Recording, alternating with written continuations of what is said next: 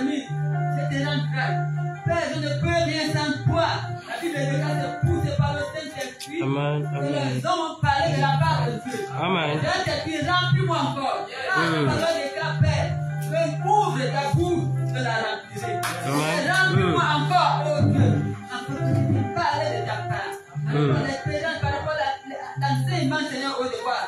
Tu m'as enseigné, Seigneur, que je puisse partager, Seigneur, au devoir. Amen. La gloire de ton nom. Mais reçois la gloire dans le nom de Jésus-Christ de Nazareth. Amen.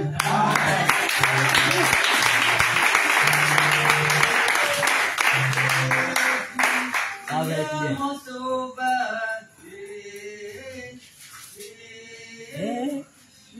Jésus, élevé en majesté.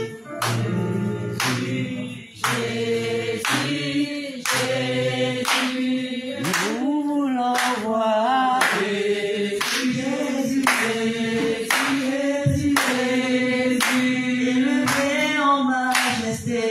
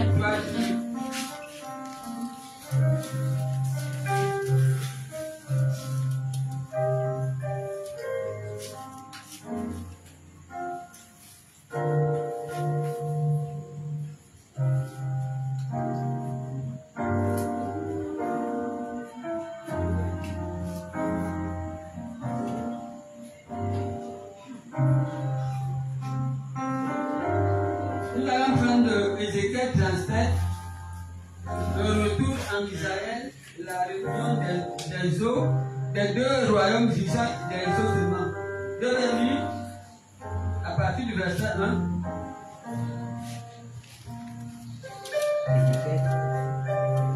Ézéchiel 37, à partir du verset 1. La main de l'Éternel fut sur moi, et l'Éternel me transporta en esprit et me déposa dans le milieu d'une vallée remplie d'ossements. Il me fit passer auprès d'eux tout autour, et voici, il était fort nombreux à la surface de la vallée, et ils étaient complètement secs. Il me dit, fils de l'homme, ces eaux pourront-ils revivre? Je répondis, Seigneur éternel, tu le sais. Il me dit, fils de l'homme, ces eaux pourront-ils? Il me dit, prophétise sur ces eaux et dis-leur, hautement de sécher, écoutez la parole de l'Éternel. Ainsi parle le Seigneur, l'Éternel à ces eaux. Voici, je vais faire entrer en vous un esprit et vous vivrez. Je vous donnerai des nerfs, je ferai croître sur vous de la chair, je vous couvrirai de peau, je mettrai en vous un esprit et vous vivrez. Et vous saurez que je suis l'Éternel.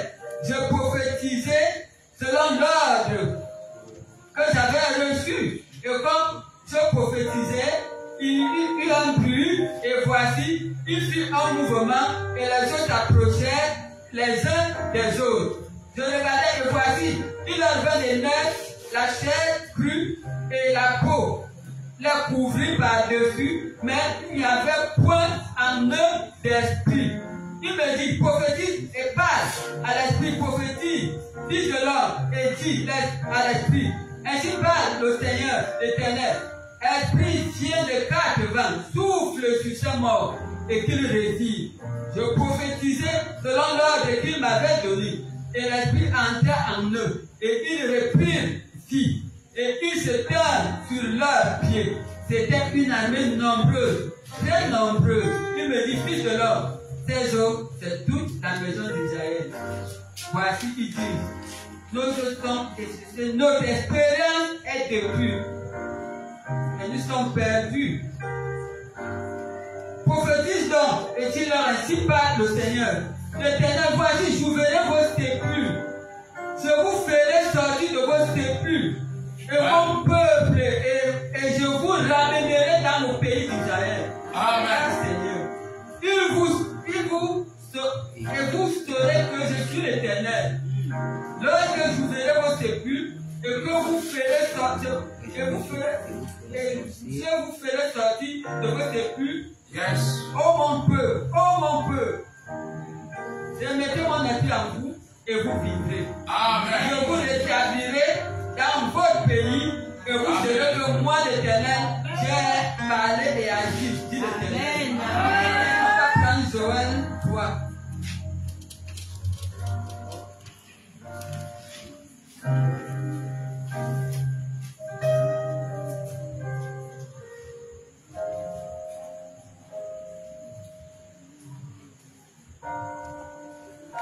Joël 2, partie du verset 18. L'Éternel est ému des jalousies pour son pays. Il épargne son peuple. L'Éternel répond, il dit à son peuple, voici je vous enverrai du blé, du mou et de l'huile. Et vous en serez rassasiés. Et je ne vous livrerai plus à l'opprobre parmi les nations. Je éloignerai de vous l'ennemi du nord. Je chasserai vers une terre aride et désert. Ton avant-garde dans la mer orientale, ton arrière-garde dans la mer occidentale. Et son affection se répandra. Sa puanteur s'élèvera dans les airs, parce qu'il a fait des grandes choses. Terre, ne crains pas. Sois dans l'allégresse et réjouis-toi, car l'Éternel fait des grandes choses. Bêtes des champs, ne craignez pas, car les plaines du désert reverdiront, car les arbres porteront leurs fruits, et le figuier et la vigne donneront leur richesse. Et vous, enfants des Sion, soyez dans l'allégresse, et réjouissez-vous en l'Éternel, votre Dieu, car je vous donnerai la pluie à son temps, et vous enverrez, il vous enverra la pluie de la première et de l'arrière-saison, comme autrefois. Les airs se rempliront de blé, et les puits regorgeront de mou et d'huile.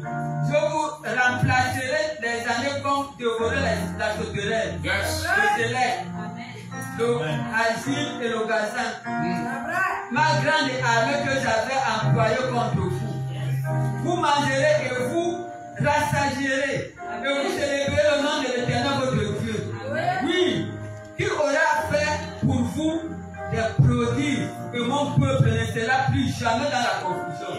Et vous saurez que je suis au milieu d'Israël, que je suis votre Dieu, qu'il n'y en a point d'autre, que mon peuple ne sera plus jamais dans la confusion. Après cela, je reprendrai mon esprit sur toute chair, et vos fils et vos filles prophétiseront, vos vieillards auront des songes, et vos jeunes gens des visions. Même sur les serviteurs et sur les servantes, dans ces jours-là, je reprendrai mon esprit. Je ferai paraître des prodiges dans les cieux et sur la terre, du sang et du feu et des colonnes de fumée. Le soleil se changera en ténèbres et la lumière en sang. Amen. On va arrêter là. On parlait aller de boire en boire.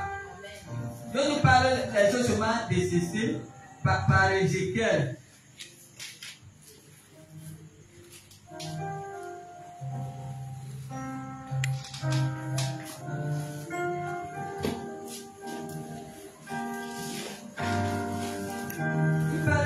seulement décidé par Ézéchiel. Que l'Éternel veut par nous enseigner que nous, en tant qu'Israël, nous, en tant que son peuple,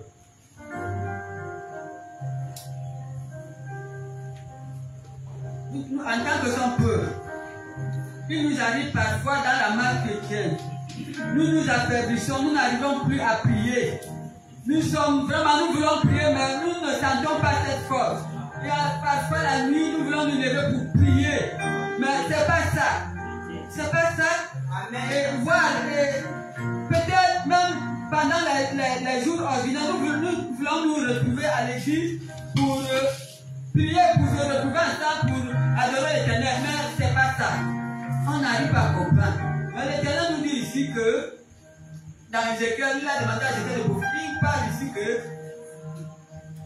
il dit, la main de l'Éternel me fit sur moi et me tempéra en esprit et me déposa dans le milieu d'une vallée remplie de ossements desséchés. Ça veut dire, en tant que les enfants d'Israël que nous sommes, nous représentons ces eaux desséchées. Ouais. Voilà. Les eaux desséchées, pourquoi? Nous n'arrivons plus à faire, vraiment à servir Dieu avec zèle. Nous cherchons même le zèle, nous ne trouvons pas. Alors nous posons des questions. Ça veut dire comment? Pourquoi ça? Pourquoi ça? Et c'est l'œuvre de l'ennemi. C'est l'œuvre de l'ennemi. Il me fit passer auprès d'eux tout autour et voici les défis nombreux. Et comme Dieu aime son peuple, que nous sommes, il aime ses serviteurs. Vraiment, il est mort sur la croix pour nous. Il a tant aimé le monde. Et par cet amour, il a remarqué, il a vu que son peuple que nous sommes, nous voulons, il voit nos efforts, nous voulons vraiment notre engagement. Il voit nos désirs. Mais nous, ce que nous voulons faire, nous n'arrivons pas à faire. Ce que nous voulons, la Bible, nous voulons lire la Bible, nous n'arrivons pas. Nous voulons me dire que ce n'est pas ça.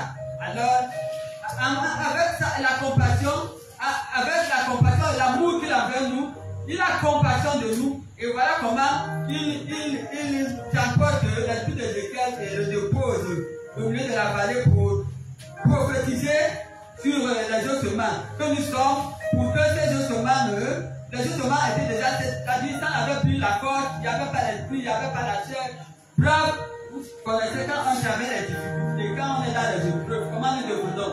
Dans le désert, quand on parle de désert, quand tu vois l'herbe dans le désert, l'herbe comment? C'est voilà. Donc, un homme au Dieu nous parle comment, quand nous sommes dans le désert. Dans le désert, nous voulons nous lever, mais nous n'arrivons pas. Il faut que Dieu vienne au secours.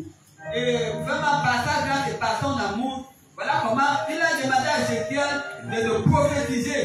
Et quand il posait la question à Ézéchiel, il disait, il me dit prophétise sur le dos. Il ne suis pas l'Éternel. Il a demandé, est-ce que ces eaux peuvent encore revivre? Il me dit, fils de l'homme, ces eaux pourront-ils revivre? Il répondit, Seigneur, tu le sais. Il a dit, Seigneur, tu le sais. Tellement les eaux étaient tellement vraiment, c'était incroyable. Il ne pouvait pas, il ne pouvait pas dire oui, parce qu'il était désespéré. Peut-être qu'il n'avait pas la foi pour dire oui, Seigneur, tu sauveur. Il a dit, Seigneur, tu le sais. Et comme Dieu a compassion de son peuple que nous sommes, Dieu a compassion d'Israël que nous sommes, de ses serviteurs que nous sommes, voilà comment il a demandé comme prophétie sur les eaux et les eaux. Voici, je vais faire entrer en vous un esprit et vous vivrez. Et ainsi parle l'Éternel à tes eaux. Voici, je vais faire entrer en vous et vous vivrez. Alors, Dieu demanda, Dieu prophétisa, demanda à quelqu'un de prophétiser sur les eaux. Et les eaux ont repris la vie. Et quand l'esprit est rentré, et ils ont repris la vie. Et il dit, je vous donnerai des nerfs et je ferai boire sur vous de la chair. Je vous couvrirai la peau, je mettrai en vous un esprit et vous vivrez. Et vous serez comme moi l'Éternel. Moi, je serai que je suis l'Éternel. En un mot, Dieu veut dire ici qu'il veut restaurer. Par sa compassion et par son amour, il a envers nous. Il vient nous restaurer. Il vient nous relever là où nous sommes tombés.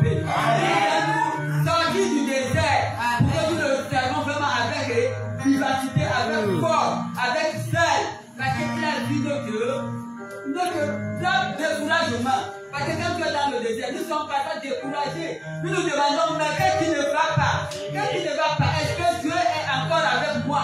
Dans ton intimité, tu peux dire, est-ce que Dieu est encore avec moi? Tu te poses la question, peut-être Dieu m'a abandonné. Alors, il est avec toi.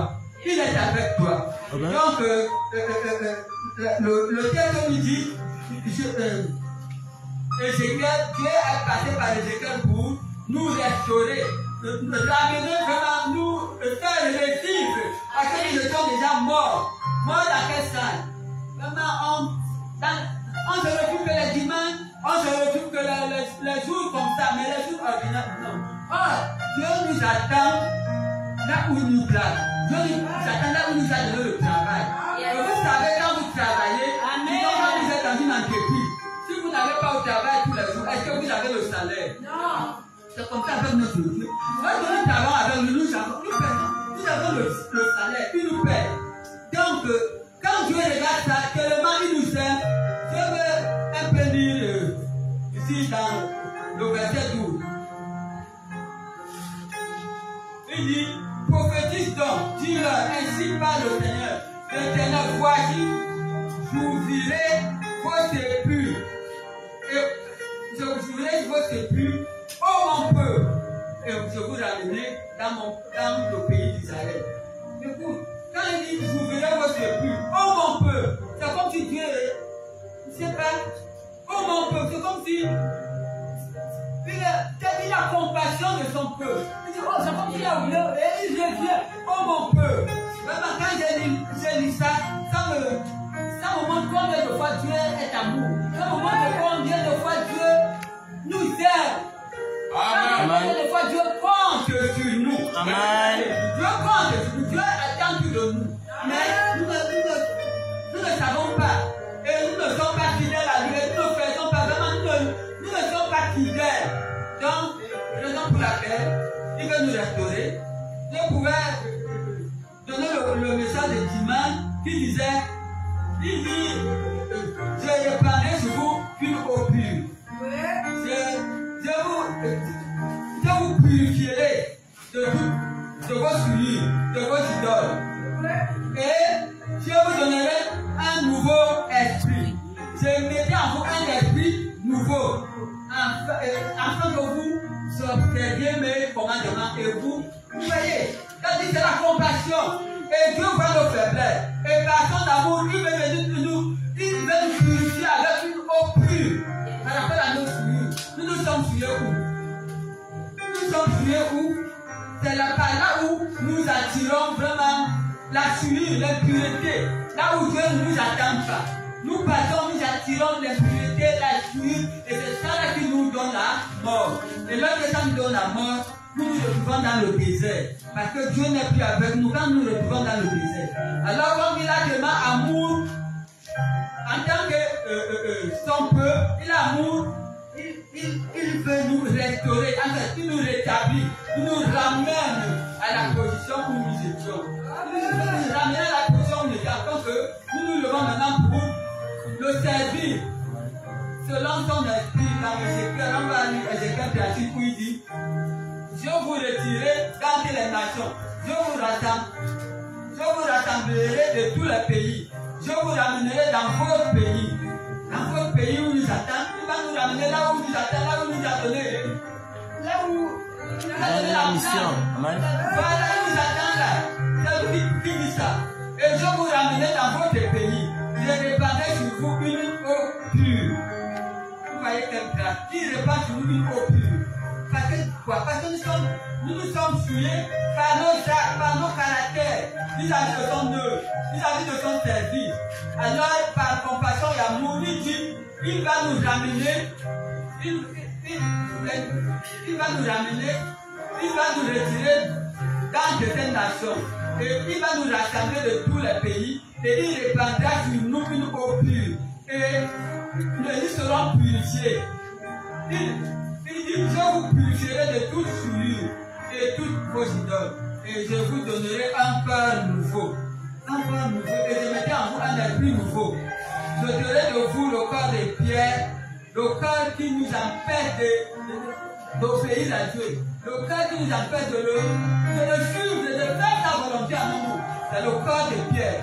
Dieu envoie ça une fois l'amour, une fois dans les efforts que nous posons, nous faisons pour vouloir demeurer dans sa présence, pour vouloir faire sa volonté.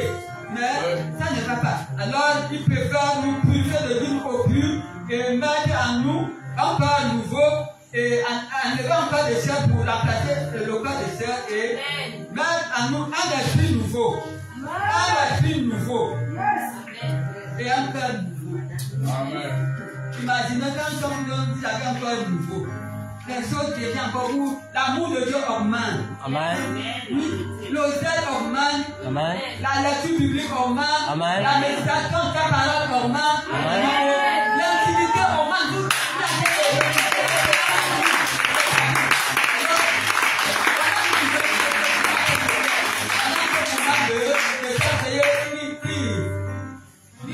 Il parlait de gloire en gloire, voilà.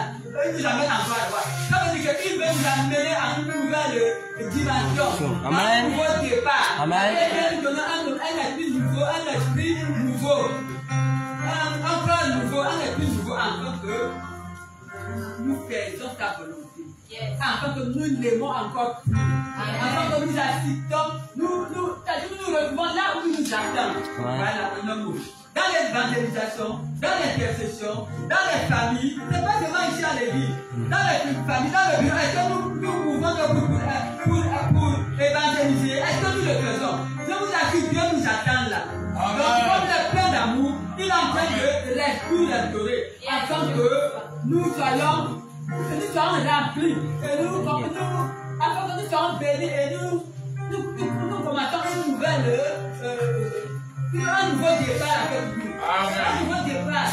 Le pays assister, faire son travail.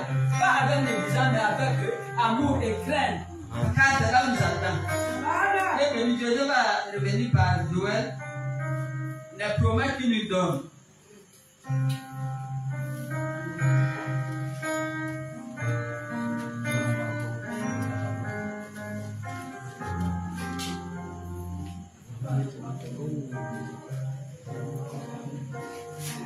Voilà, dans Joël, il dit l'Éternel est ému de jalousie pour son pays. Vous voyez, il est trop jaloux. Lorsque nous nous comportons comme ça vis-à-vis de lui, il est trop jaloux, notre Dieu. Il veut que nous le suivions lui seul. Amen. Lui seul là, c'est pour faire sa volonté. Lui seul là pour le servir. Amen. Lui seul là pour aider là où il nous attend. Amen. C'est ça. Alors, lorsque nous ne le faisons pas, il est jaloux. Oui, il est jaloux. Il est beaucoup jaloux de son pays. Il est jaloux de son pays que nous sommes. Et il épargne son peuple. Vous voyez, quel amour. Il est jaloux et il nous épargne. Malgré ça, il nous épargne. Amen. Pour nous restaurer. Nous allons continuer à lire. Voici, je vous enverrai du blé. Voilà la bénédiction. Il dit, il va. Il dit à son peuple, voici, je vous enverrai du blé. L'Éternel est ému de jalousie pour son pays. La jalousie est parce qu'il nous ramène pour nous épargner. Alors il dit à son peuple, voici, je vous enverrai du blé. Allez, la bénédiction qui va de l'amener. Lorsque nous allons nous lever pour faire maintenant, pour être là où nous attend, pour faire ce qu'il veut de nous. En ce temps-là que nous allons recevoir cette bénédiction. Amen. Amen. Je vous enverrai du blé, du mou, de l'huile, et vous serez rassasiés. Il dit dans Matthieu 5, heureux ceux qui ont soif et faim de la barricade selon la rassasiés. Amen. Nous serons rassasiés. Nous allons lire la parole. C'est le moment où nous serons rassasiés. Nous allons aider la parole. Nous allons aider à lire la parole. Voilà. De nous. Et je ne vous livrerai plus de repos parmi les nations. Je noierai de vous l'ennemi du nord. Je chasserai vers vous une terre aride et déserte. Son avant-garde dans la mer orientale, son arrière-garde dans la mer occidentale, et son affection se répandra.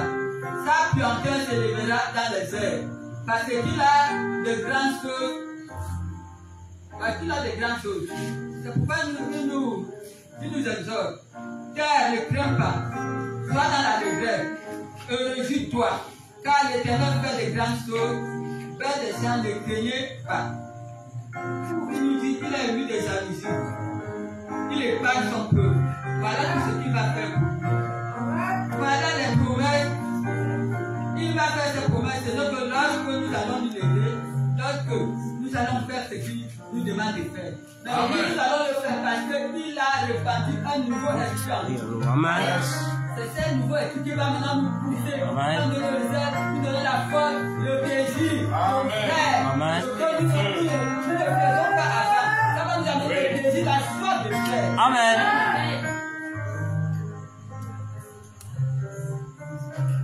Et sa plaine du désert révertiront, car les arbres porteront leurs fruits. Ils ont porté les fruits, le figuier et la vigne donneront leur richesse. Et vous, enfants de Sion, soyez dans la léguerre et réjouissez-vous en l'Éternel notre Dieu. Car il nous donnera la pluie en son temps. Il va envoyer la pluie en son temps, la pluie de bénédiction en son temps. Et il vous enverra la pluie de la première et de la reine saison, comme autrefois. Comme autrefois. Les airs se rempliront de blé, et les cuves regorgeront de mou et d'huile. Je vous remplacerai les années comme dévorer les sauterelles, le zélec, le asile et le gazan. Ma grande armée que j'avais envoyée contre vous. Vous mangerez et vous serez rassasiés. Vous célébrerez le nom de l'Éternel votre Dieu. Oui, qui aura fait pour vous des produits. Mon peuple ne sera plus jamais dans la confusion. Et vous saurez que je suis au milieu de vous, au milieu d'Israël, que nous sommes. Que je suis l'Éternel votre Dieu, que mon peuple ne sera plus jamais dans la confusion. Alors, il va continuer par là pour nous dire qu'il va répandre pour nous encourager encore plus. Pour nous maintenir dans sa présence, pour nous maintenir dans son amour. Voilà. Pour nous maintenir dans son amour, voilà ce qu'il va faire. Après cela, je reprendrai mon esprit sur toute chair. Vos filles et vos fils et vos filles prophétiseront. Vos vieillards auront des songes et vos jeunes gens des visions. Même sur les serviteurs et sur les servants, dans ces jours-là, je reprendrai mon esprit et ferai paraître des produits dans les cieux et sur la terre. Du sang et du feu et des colonnes de fumée. Le soleil se changera en ténèbres et la lumière en sang. Donc Dieu veut nous restaurer, il veut nous ramener, il veut restaurer nos dons. Voilà. Parce que quand les dons de Dieu sont restaurés, je vous assure que nous aurons toujours le désir, nous aurons l'amour de le suivre, de faire ce qu'il nous demande de faire. De demeurer en lui, de nous préparer pour son retour. Parce que la Bible déclare que Jésus revient bientôt. De le servir de plus en plus jusqu'à la fin de nos jours. Amen. C'est pourquoi il nous promet qu'il va restaurer ses dons. Parce que sans ces dons aussi, vraiment, c'est pas. Avec les dons, nous avons l'assurance qu'il est avec nous. Voilà. Et nous demeurons en lui. Alors je m'arrête là pour nous allons prier. Voilà.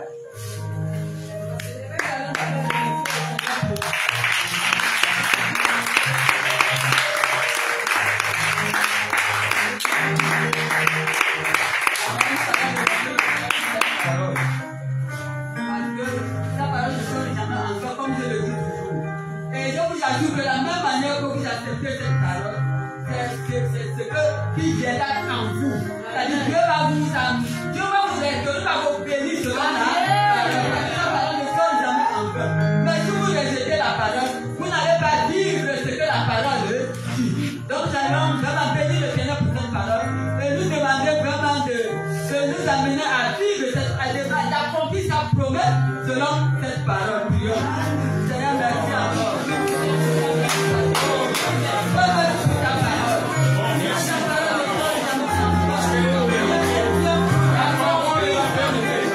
Seigneur,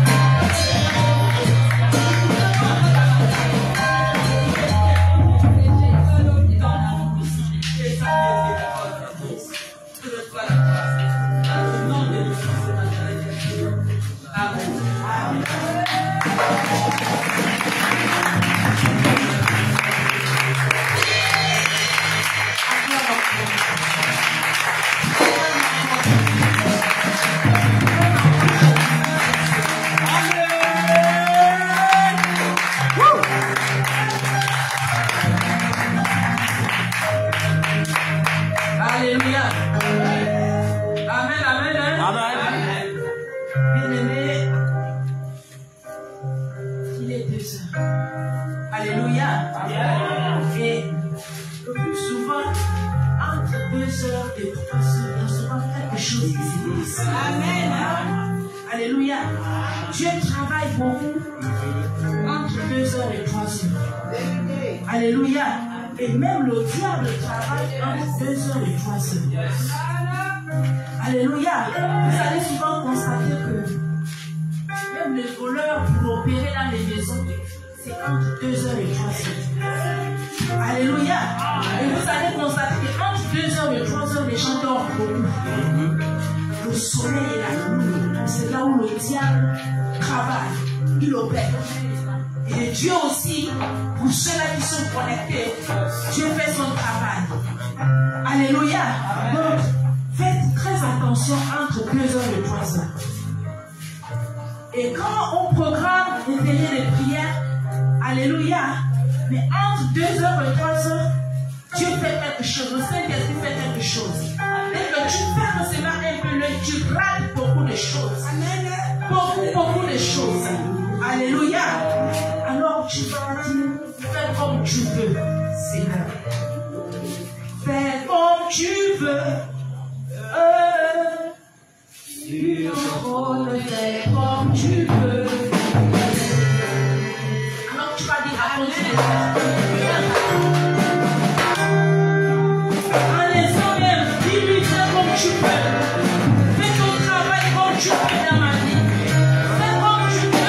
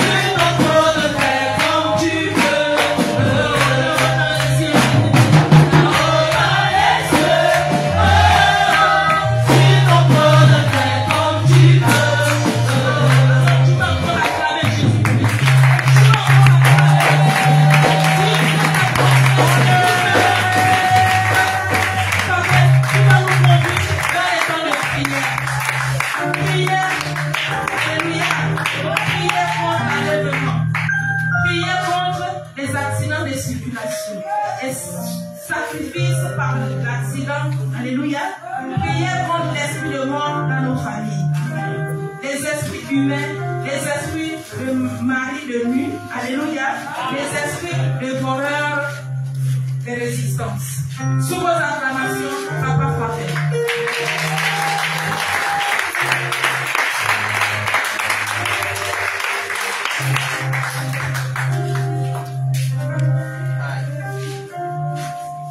Merci bien-aimé.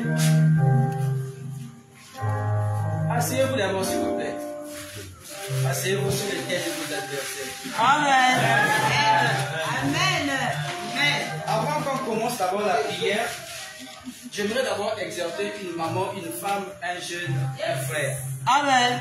Car je ne peux pas attaquer le diable sans me débarrasser de ce fardeau. Car c'est une exhortation. Papa nous avait demandé avant de faire cette veille de prière de jeûner. Amen. Moi et ma compagne on a commencé le jeûner depuis le 5 pour terminer, je crois, entre le 7 ou le 8 comme ça. Mais pendant cette période-là, je suis passé dans plein des étapes. Alors, j'ai lu dans la Bible où c'est écrit, lorsque tu fais un travail, pour confirmer que ce travail-là aboutit, il faudrait que tu vois le fruit de cela. Alors, aujourd'hui, je ne sais pas si chacun d'entre vous a constaté vers 20h, 21h, il y avait la pluie. Mon esprit se battait et dit, oh Seigneur, il faudrait qu'il pleut pour que je ne parle plus. Après, moi, je me suis dit, le diable, tu es un menteur. Amen. Même ma compagne avait la lourdeur. Excusez-moi de l'expression, elle avait mal au ventre. J'ai vu tout ce simaré, je me suis dit, tout ça là, c'est des stratégies pour nous. C'est quelque chose que j'ai vécu avec ma compagne en route. Ça me fait rire, mais Dieu m'a beaucoup enlevé dans cela. Amen. On marchait ensemble à une distance donnée. Je me suis dit, bon, je vais acheter quelque chose, enchaîner le ticket et on continue la route. Voilà, il y a un monsieur qui abordait ma compagne. Moi, sous l'effet de la jalousie, j'agis comme quelqu'un, je ne sais pas. J'ai eu une réaction, j'étais prêt même à briser le pauvre monsieur d'un démon. J'étais dans mes humeurs, je me suis dit, alors, qu'est-ce qui se passe? Arrivé ici, là, je ne sais pas, à un moment donné, je me suis ressaisi. Je ne sais pas si certaines personnes m'ont vu quand je suis rentré, j'étais un peu tendu. Amen. Et à un moment donné, quand le frère Florent était en train de prêcher, j'étais là assis. Je somnolais. Après, une voix me dit, je t'ai tenté. Le monsieur que tu as vu là, ce n'était pas un monsieur. C'était pour te pousser à bout. Je me suis levé, je dis quoi? Il dit, c'était moi qui t'a essayé pour que tu poses des actes nobles. Je bénis le ciel parce que Dieu a échoué. Il y a un Le diable. On l'a compris. Donc je voulais me débarrasser de ce fardeau pour exhorter une maman, une soeur, un frère. Car lorsqu'on proclame ou on demande un programme à l'église, le diable l'orne. Le diable utilise des stratégies pour nous chuter. Donc soyons armés avant de quitter de chez nous pour venir ici.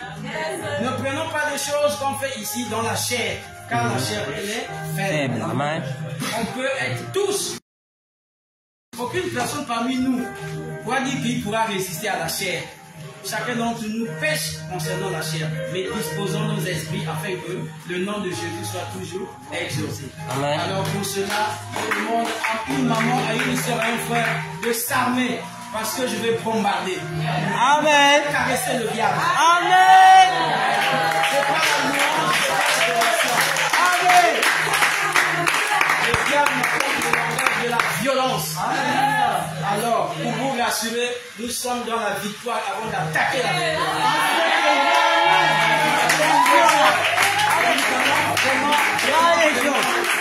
Attaquer le diable. Le monde là où il est, on va le déloger. Amen. Pour celui qui n'est pas encore prêt ou qui n'est pas prêt, c'est mieux qu'il s'éclipse déjà. Parce que ça va chauffer. Ça va chauffer. Parce que je ne veux pas caresser le diable. Celui qui n'est pas armé pour ne pas encaisser des missiles bêtes. qu'ils éloignent. Donc vous allez vous lever comme un soldat et vous allez faire du bruit pour le Seigneur. Amen.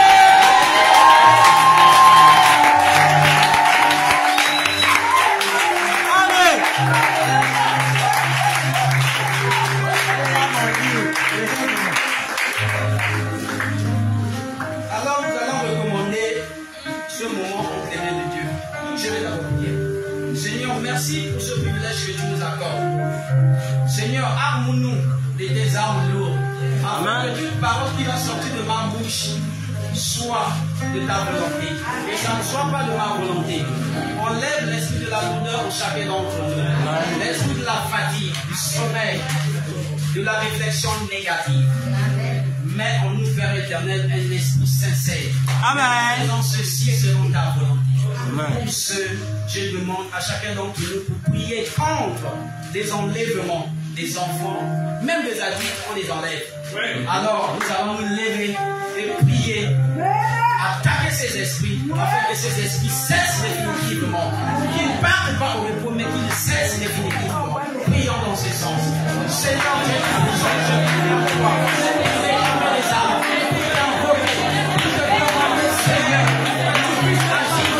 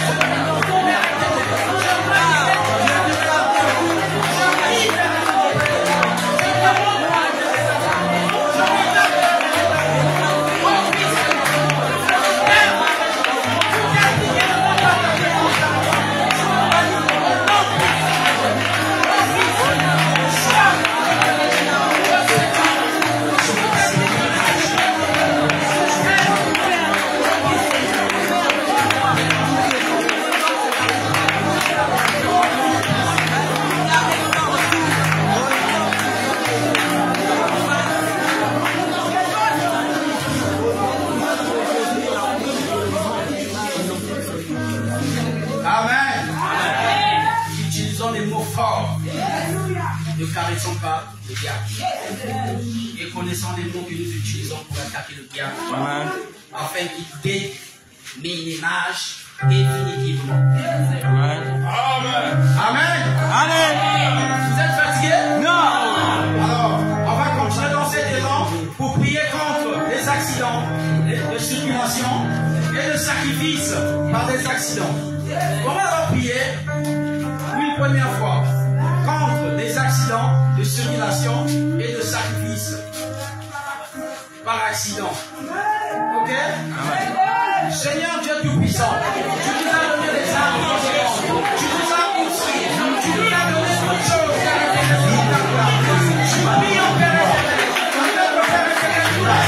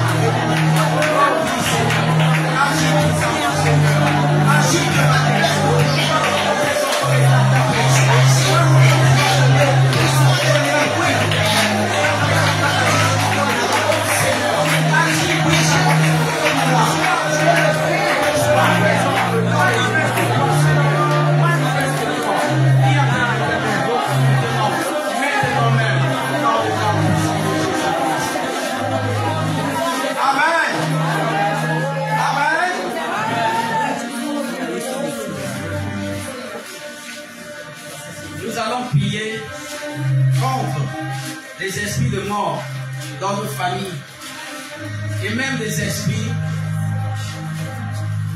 des maisons qui se brûlent de feu, s'il faut dire ça comme ça. Des accidents par, je ne sais pas, voilà, on va prier ça comme ça parce que de nos jours ça devient un peu récurrent et c'est courant. Il y a un enfant qui s'est noyé, il y a la maison qui a pris feu, ainsi, etc. Nous allons prier, nous allons mettre ça entre les mains de Dieu afin de Dieu. La Bible déclare que